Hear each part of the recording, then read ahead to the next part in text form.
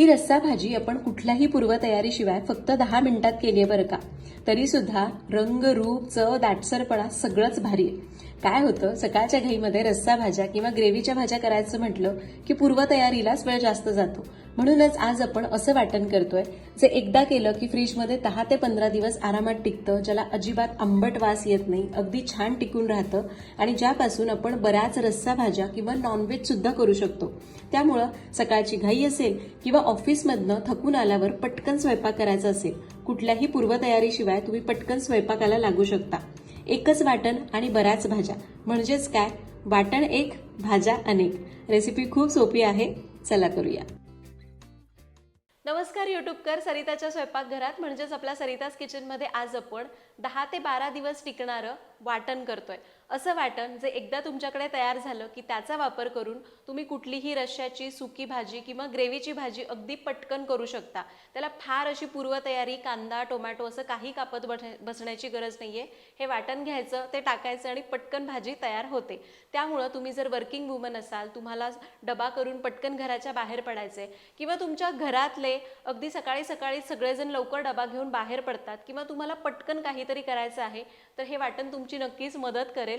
आणि या वाटणामुळे तुमचा फक्त वेळच वाचत नाही, तर भाजीला रंग, रूप, चव अगदी सगळं छान येतं, दाटसरपणा सुद्धा चांगला येतो.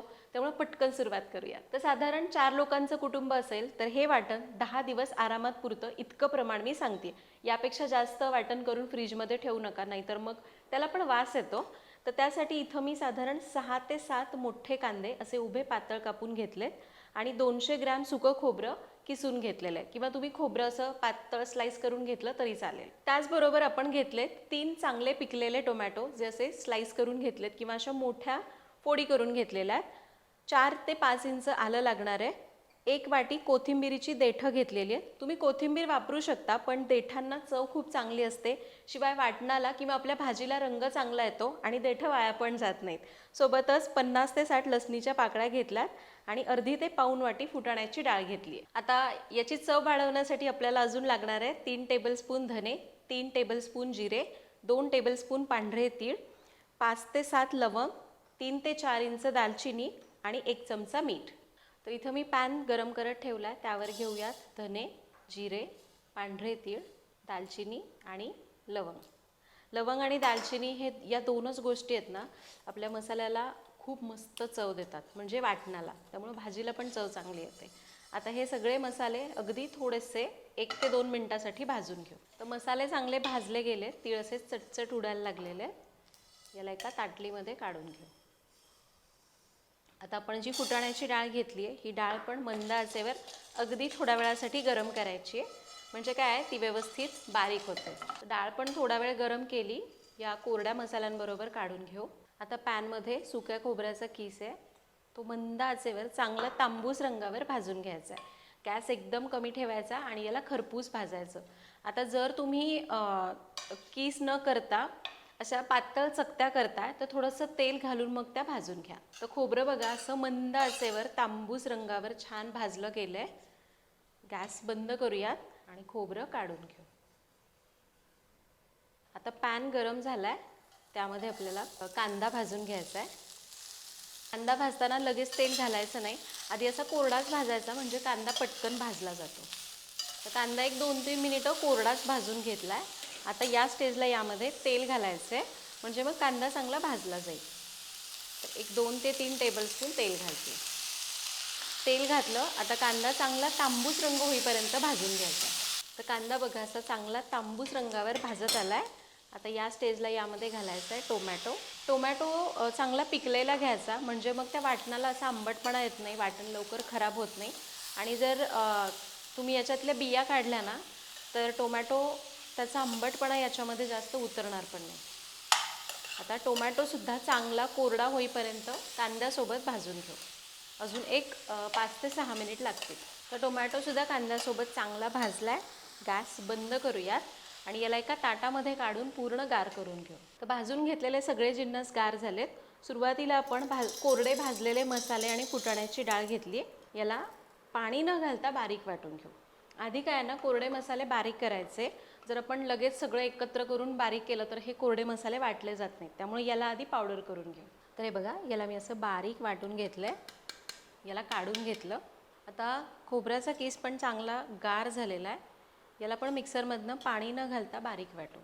बसत नसेल तर 2-2 बॅचेसमध्ये बारीक करून घेऊ.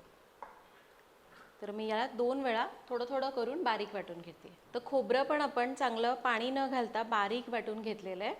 आता मिक्सरच्या भांड्यामध्ये उरलेले ओले जिन्नस घालूयात. तर पहिल्यांदा आपण मिक्सरच्या भांड्यात घेऊयात लसूण, आलं आणि कोथिंबिरीची देठं. आता यालाही पाणी न घालता जेवढं शक्य होईल तेवढं बारीक वाटून घेऊ. याला आपण असं जाडसर वाटलेलं आहे, म्हणजे पाणी घातलं नाही, जेवढं शक्य होईल तेवढं बारीक वाटलं. हे थोडंसं असं जाडसर राहिलं आहे.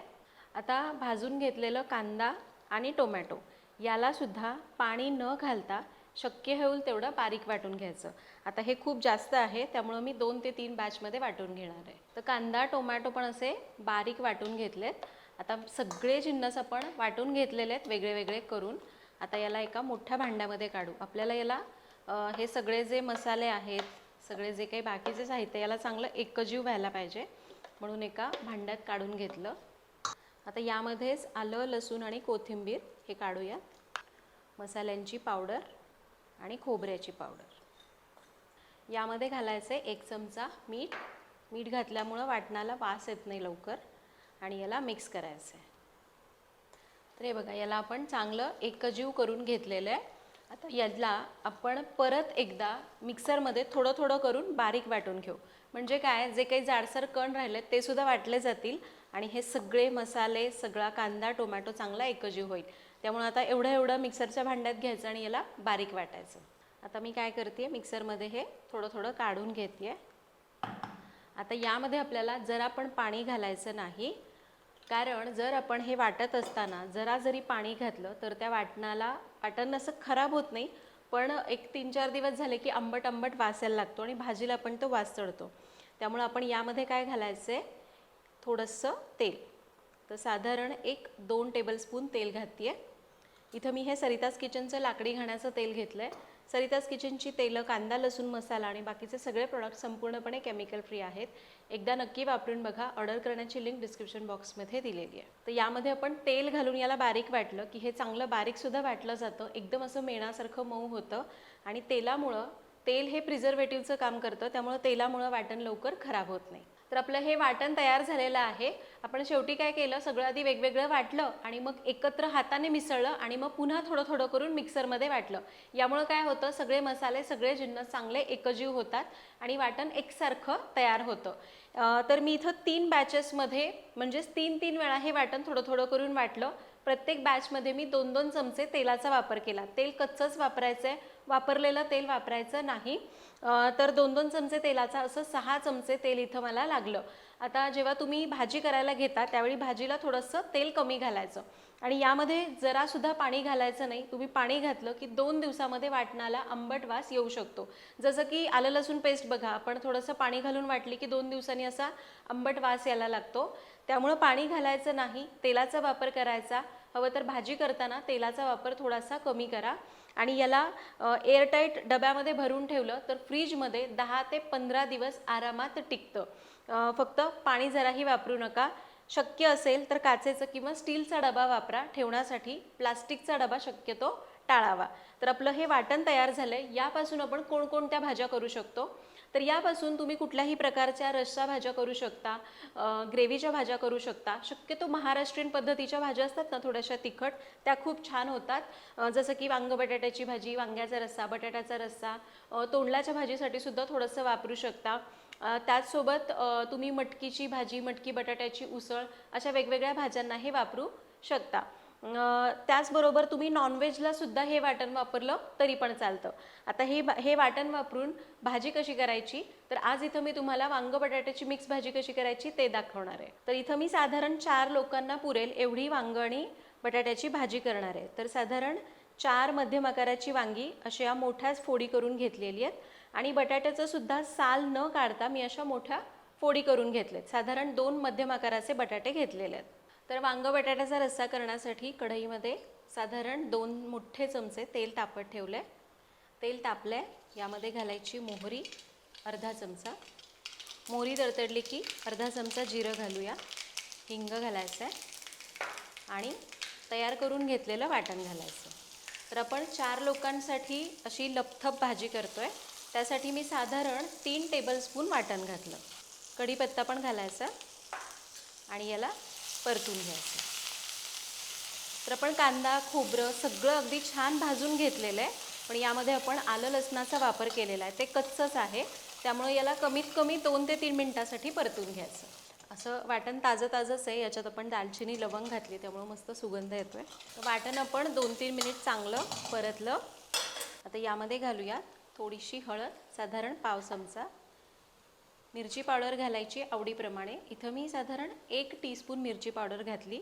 आणि यामध्ये आपण घालूयात सरिताज किचनचा कांदा लसूण मसाला 1 टीस्पून. मसाल्याचा रंग तुम्ही बघू शकता, काय मस्त आहे. हा मसाला यावेळची बॅच मी स्वतः तयार केली माझ्या हातांनी. इतर वेळी माझ्या रेसिपीज असतातच आणि आपला स्टाफ तयार करतो, पण यावेळी मी स्वतः गेले होते आणि हा मसाला तयार केला आहे. त्यामुळे तुम्हाला ऑर्डर करायचं असेल तर नक्की ऑर्डर करा. उन्हाळ्यातल्या मसाल्याची चव असते ना, ती अप्रतिम येते. तर मसाला आणि मिरची पावडर सगळं याच्यात मिसळलं. आता आपण थोडंसं पाणी घालू याच्यामध्ये, म्हणजे मसाले ना चांगले भाजले पण जातील आणि करपणारही नाही. तर हे बघा, याला आपण 2 मिनटं चांगलं परतून घेतलं आहे. आता यामध्ये आपल्याला घालायचं आहे वांग आणि बटाट्याच्या फोडी. चवीपुरतं मीठ घालायचं आहे. लक्षात घ्या, आपण वाटणामध्ये 1 चमचा मीठ घातलं होतं. तसं फार नाही, पण 1 चमचाभर होतं, त्यामुळं फार असं खारट होण्याची शक्यता नाही आहे. पण तरीसुद्धा नेहमीपेक्षा थोडंसं कमी घालायचं. मीठ घातलं. आता याला चांगलं या वाटणामध्ये परतून घेऊ. याला वाटणामध्ये 2 मिनटं परतलं. आता यामध्ये घालायचं आहे गरम पाणी. तर तुम्हाला जसा रस्सा पातळ घट्ट हवा त्याप्रमाणे पाणी कमी जास्त करू शकता. रस्सा भाजीसुद्धा खूप छान होते, किंवा थोडीशी ग्रेव्ही करायची असेल तरी पण छान लागते. आत्ताच तुम्ही बघाल तर भाजीला छान दाटसरपणा आलेला आहे. तर याच्यामध्ये पाणी घातलं. आता याला चांगली उकळी आणू. तर याला बघा, आता चांगली उकळी आलेली आहे. उकळी आली की गॅस कमी करूया आणि यामध्ये घालायचा आहे 1 टेबलस्पून भाजलेला दाण्याचा कूट. दाण्याचा कूट घालणं हे पूर्णपणे ऑप्शनल आहे बरं का, नाही घातला तरी चालेल, कारण असाही भाजीला यामध्ये आपण वाटणात डाळे घातले ना, त्यामुळं चांगला दाटसरपणा येतो. त्यामुळं कूट घालण्याची गरज नाही, पण मला अशा भाज्यांमध्ये थोडासा कूट आवडतो, कारण मी सोलापूर भागातली आहे. तिकडे दाण्याचा कूट, सुकं खोबरं बऱ्यापैकी वापरलं जातं. आता गॅस कमी करू. याच्यावर असं अर्धवट झाकण ठेवू आणि याला मंद आचेवर बटाटा वांग शिजेपर्यंत असंच ठेवू. फक्त मध्ये मध्ये ढवळत राहायचं आहे, म्हणजे सगळीकडनं भाज्या एकसारख्या शिजतील. तर याला आपण 7 ते 8 मिनिटं मंद आचेवर अर्धवट झाकण ठेवून शिजवून घेतलं. हे बघा, काय मस्त रंग आलेला आहे. तरीसुद्धा याच्यावर छान आली आहे. तुम्ही जर याला अजून पातळ केलं ना, तर तरी अजून छान येईल. आता वांग बटाट्यापेक्षा लवकर शिजतं आणि बटाट्याला उशीर लागतो, त्यामुळे पहिल्यांदा आपण बटाटा कसा शिजलाय बघू. तर हे बघा, बटाटा व्यवस्थित शिजलेला आहे, म्हणजे वांगंसुद्धा चांगलं शिजलेलं आहे. आणि भाजीला बघा, दाटसरपणा किती मस्त आलेला आहे. मी इथं अगदी खूप रस्सा केला नाही, थोडी दाटसर ग्रेव्ही केली आहे आणि तुम्ही बघाल तर रंग छान आलेला आहे. आता सगळ्यात शेवटी घालायची आहे भरपूर अशी बारीक चिरलेली कोथिंबीर. गॅस बंद करायचा आहे आणि याला मिक्स करायचं आहे. तर मस्त वांग बटाट्याची रसरशीत भाजी तयार झाली. आणि तुम्ही बघितलं आपल्याला किती वेळ लागला. वाटण परतायला 2 मिनिटं. आपल्या मसाल्याच्या डब्यातलं जिरं मोहरी हिंग घालायचं, वाटण घालून परतलं की परत आपल्याला भाजी शिजायला जेवढा वेळ लागतो काय तो तेवढा वेळ लागतो. म्हणजे तुम्ही 10 ते 12 मिनिटामध्ये कोणतीही रस्सा भाजी करू शकता. तर अशा प्रकारे इथं आमचा गरम गरम भात तयार आहे. आता मी मस्त भात, त्याच्यासोबत ही वांग बटाट्याची रस्सा भाजी, सोबत कांदा घ्यायचा आणि मस्त मी एन्जॉय करणार आहे. आणि मला ना वांग बटाट्याच्या रस्सा भाजी भातावर खाताना वरून तूप आवडतं खायला, खूप छान लागतं. एकदा ट्राय करा आणि ही अशा पद्धतीने वाटणाची रेसिपी नक्की करून बघा. एकदा वाटण केलं की 10 ते 15 दिवस टिकतं. तुम्हाला जर पटकन काही रस्सा भाज्या करायच्या असतील तर हे वाटण उपयुक्त आहे. नॉनव्हेजला सुद्धा वापरू शकता. इवन अंडा करी करायची असेल ना तरीसुद्धा चालतं. करून बघा. मला कमेंट्समध्ये सांगा की कशी वाटली रेसिपी. पुन्हा भेटूया तशाच एका नवीन व्हिडिओमध्ये. तोपर्यंत धन्यवाद.